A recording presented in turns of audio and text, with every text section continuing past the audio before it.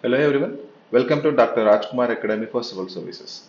Let us discuss today the Hindu newspaper. Along with that, we are going to discuss about the important topic from the Press Information Bureau, All India Radio, and also to provide importance for your vocabulary skills as well. Let us have a look of the important topic of the day from the Hindu newspaper of Delhi edition. The first topic that stating is about 2000 rupees notes reach banks amid hiccups. So 4 month window open amid compliance that some bank branches sought identify proof, which means the 4 month window which was open to the people who ever wanted to exchange their 2000 rupees notes also deposit in their accounts respectively. And there was a confusion among the people who just want to exchange the 2000 rupees notes regarding the proof. So, confusion at some banks over the requirement of identity cards such as PAN or Aadhaar and a requisition slip. But what exactly happened? The Reserve Bank of India, come up with not at all issue any kind of guidelines such to provide the particular proof of any address or other kind of forms. Right. So, 4 month window to exchange for the deposit of 2000 rupees notes. Next article it is about update NPR to enumerate self during next census. Remember, it is about the census, and particularly here, the one important keyword that is NPR, National Population Register Details. Okay, so the citizens of India they want to exercise the right to fill the census form on their own rather than through the government enumerators. They will have to first update their national population register details online. Remember, whenever the census conducted by our government of India, the enumerators used to go door to door and they get details and have a data of the people. But here, what government is coming up with, they can register their selves itself. For that purpose, particularly, they need to update their details under the National Population Register details online. So, what is mean by this NPR? That is National Population Register. We'll have a look of this NPR. It is a database. It is a database containing a list of all usual residents, usual residents across the country. So, a usual resident for the purpose of NPR is a person who has resided in a place of 6 months or more, right? That is known as NPR. So, a usual resident for the purpose of this NPR is a person who has resided in a place for 6 months or more and intend to reside there for another 6 months or more. It is an objective to have a comprehensive identity database of people who are residing in the country itself. So it is generated through house to house enumeration during the house listing phase of the census. So the NPR first collected in the year of 2010 and then updated in the year of 2015. Right. So the NPR is having the legal back, which is known as, all these NPR is prepared under the provision of the Citizenship Act of 1955 and the Citizenship Registration of Citizens Issue of National Identity Card Rules 2003. It is mandatory for every usual resident of India to register with this NPR portal. So the significance is nothing but to streamline the data of residents across the various platforms, and it helps the government easy to formulate the policies in a better way. Formulating of policies in a better way, and also which supported the government to focus on the national security as well. Because about residing in India by the refugees is like getting a greatest issue in the northeast part of our nation. So it will help to target government beneficiaries in a better way. And also, it's easy for the government to implement the idea of one identity card throughout our country. Right. So these are all the major information that you need to gather from this particular topic.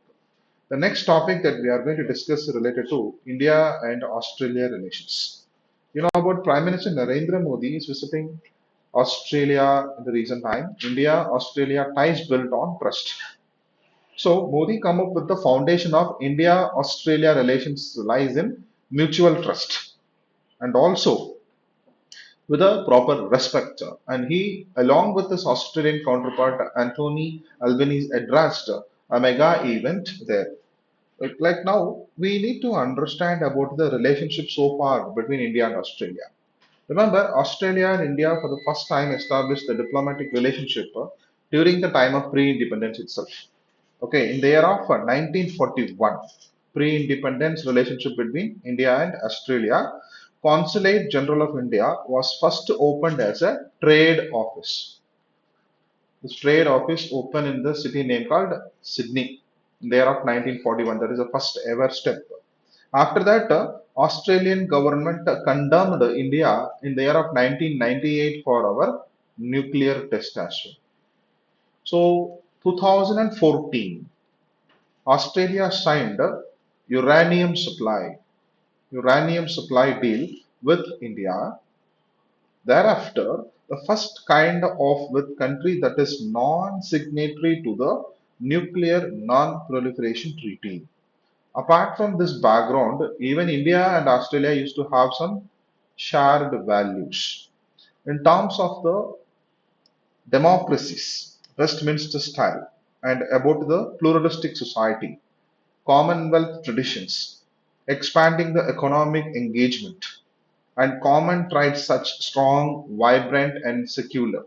Most of the Indians were living in Australia nowadays in terms of their economy development and education development, and also people to people ties. According to 2021 census, India is one of the top source of skilled immigrants to Australia. As per the census, 9.76 lakh people in Australia reported their ancestry as Indian origin, which means the contribution of population of Indians there in Australia. We can call Indians are the second largest group overseas born residents in Australia as well. Apart from that, India is focusing on the strategic ties with Australia, comprehensive strategic partnership. Okay, and also 2021, both the prime ministers of the country met at Glasgow during COP26 meeting and also engaging higher level meeting in the year of 2022 and also 2023 like they come up with a virtual meeting. So all these happened virtual. Now they entered into the face-to-face meet. And about the defense also we do have a relationship with Australia. 2+2 ministerial dialogue which took place in September 2021. The Deputy Prime Minister and Defence Minister of Australia visited India in the year of 2022 June. So, joint military exercise that we are doing with Australia, which is known as Malabar exercise. So, Australia will host Malabar exercise in the month of August 2023 with participation from India, Japan, and United States of America. India has been invited to join the Talisman Sabri exercise 2023. So these are all the major areas that you need to focus. Apart from that, multilateral cooperation, economic cooperation, and also bilateral trade, you just give some attention on your own. Right. So these are all the major area to be focused on this particular article. Moving towards the next article, it is related to the BRICS. So we need to go towards the editorial page. There they are talking about the BRIC summit importance. What exactly that we need to understand from that particular article that we are going to discuss in detail. Okay, let us have a look of this particular summit. So what they are talking about, the paradox of BRICS. It's a new pathway. Remember, mysterious are the ways in which multilateral groupings prosper and wither away. So the non-alignment G77, SARC summit, Asian summit, all these were the functioning communities on the major issues around the world. Now we need to give little bit attention towards the BRICS. So why BRICS are important? why it is very important for us to aware. See, BRICS for the grouping of world's leading emerging economies. We can call it as Brazil, Russia, India, China, and South Africa, which is known as BRICS. In 2001, the British economist Jim O'Neill, he coined the term BRIC to describe the four emerging economies of the world. The grouping was formalized during the first meeting of the BRICS foreign minister in the year of 2006. And South Africa was invited to join BRIC in the December 2010. Thereafter, which the adopted acronym name called BRICS. So the chairmanship of the forum is rotated annually among their members in accordance with the acronym. India is the chair of 2021 actually, and 2023 it is going to happen in South Africa. Okay, now coming back to the initiatives taken by this particular BRICS, NDB, National Development Bank, Contingent Reserve Arrangement, BRICS Payment System, Customs Agreements, launched of a remote sensing satellite. So all these were the major initiatives taken by the BRICS.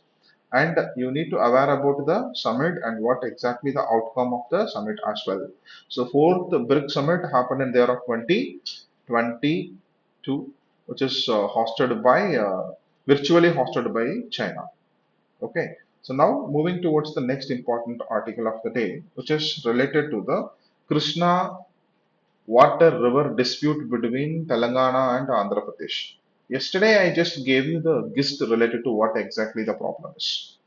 So here, Telangana has made it very clear that it will not accept 34 is to 66.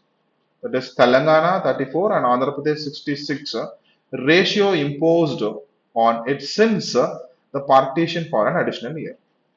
Remember, the Special Chief Secretary Irrigation of Telangana has stated that Telangana is entitled to share 70 percentage of water in 811 TMCFT allocated to combined Andhra Pradesh by the Krishna Water Dispute Tribunal 1. So what exactly?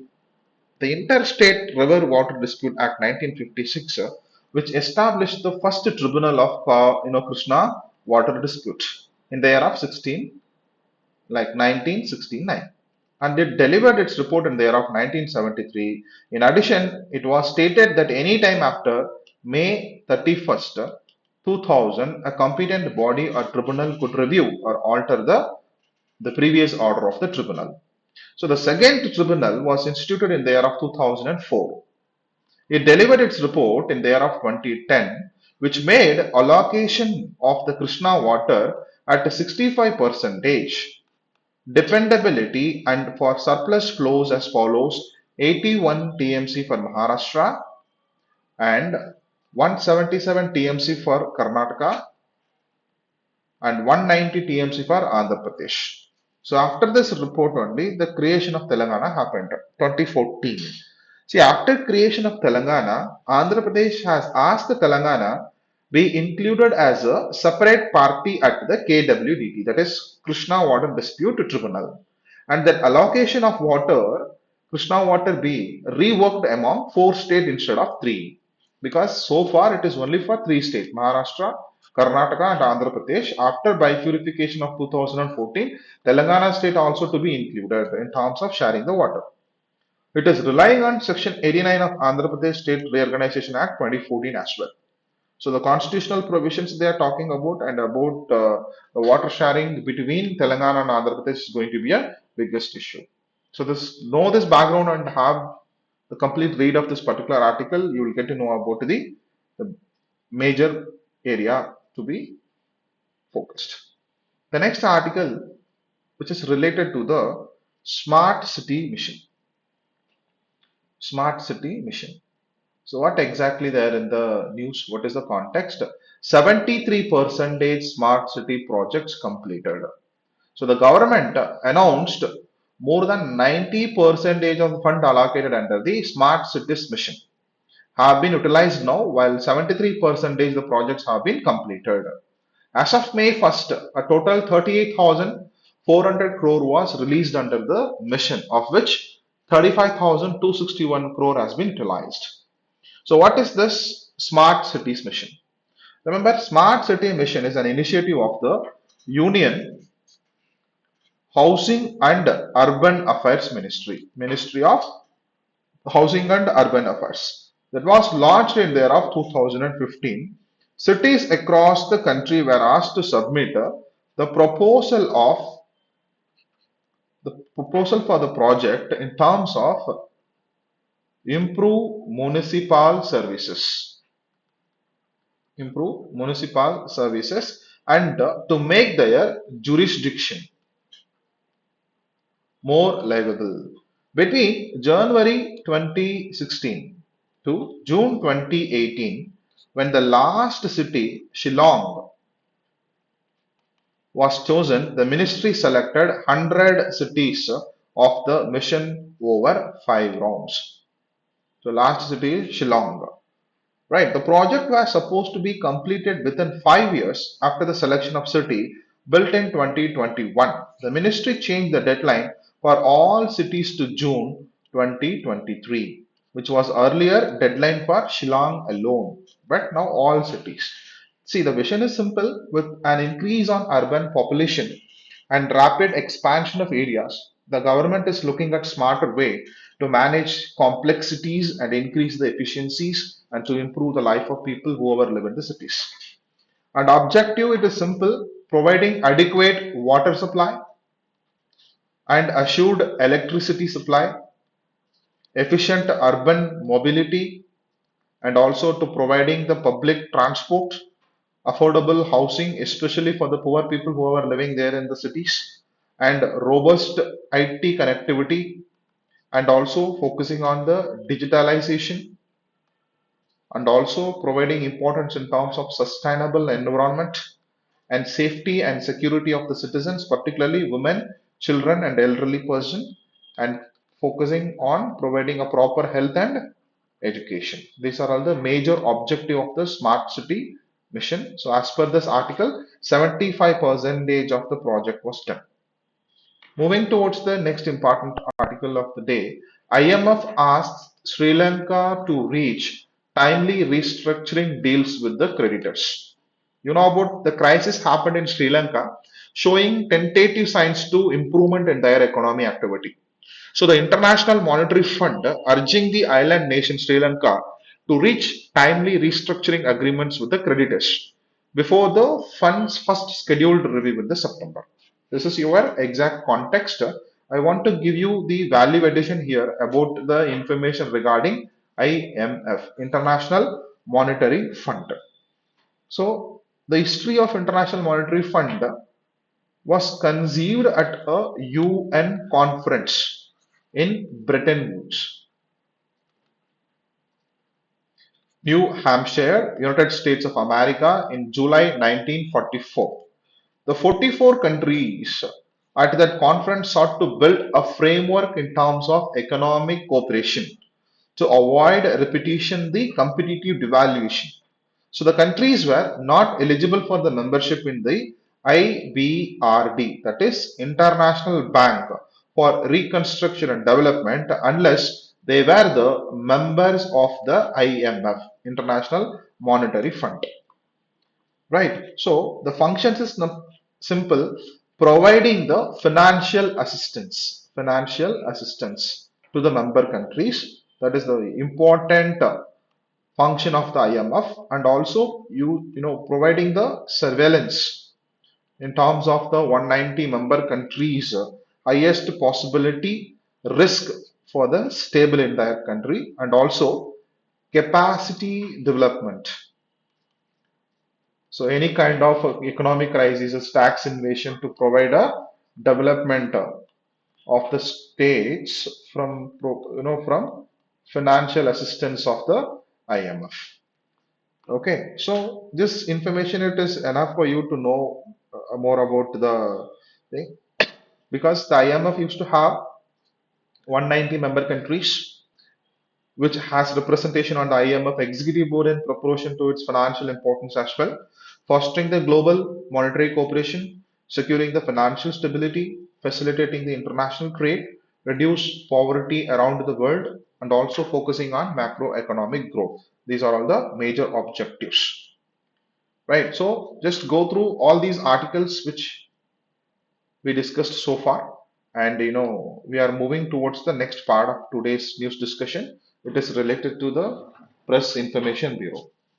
Press Information Bureau, the first point is about International Conference on Chemical and Petrochemicals, which was organized by Department of Chemical and Petrochemicals B20 conference for the global business community in collaboration with CII, Confederation of Indian Industry.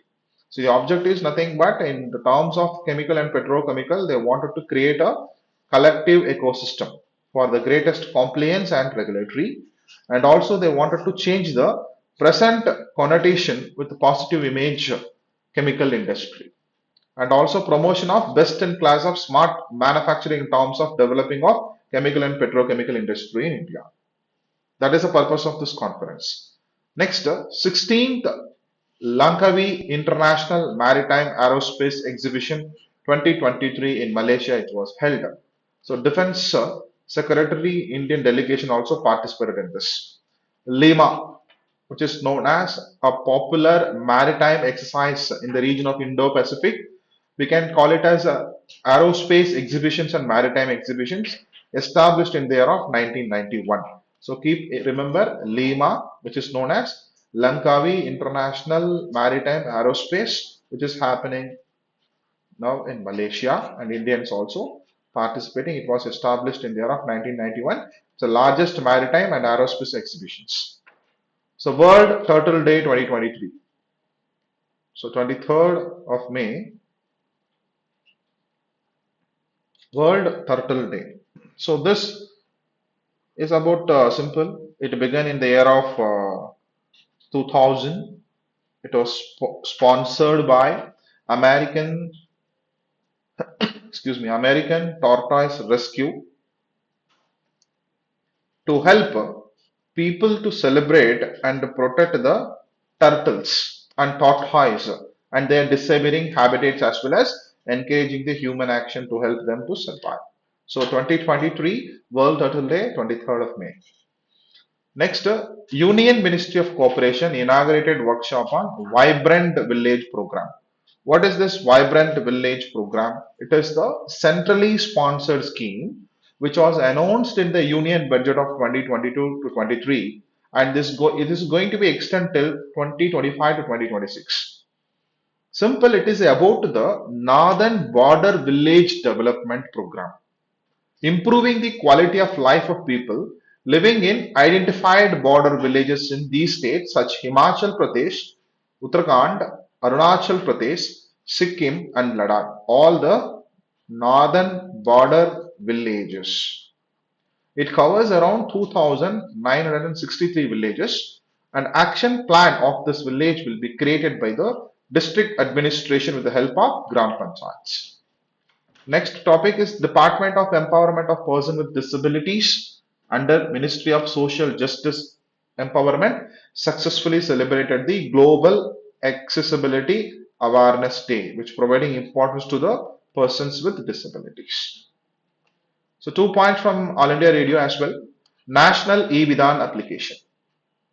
Parliamentary Affairs set to organize two-day event which is known as National Workshop on NEVA, that is National E-Vidhan application. See, it is 44 mission mode projects under the Digital India program. The aim to make the functioning of all state legislative assembly paperless by transforming them into digital house. Till now, 21 state legislators have signed the Memorandum of Understanding for implementation of NEVA with the Parliamentary Affairs Ministry. So it is about what? Digitalization. Paperless state legislature is the major aim.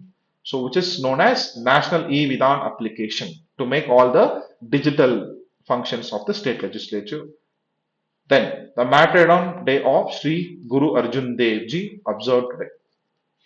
So he compiled the Adi Granth.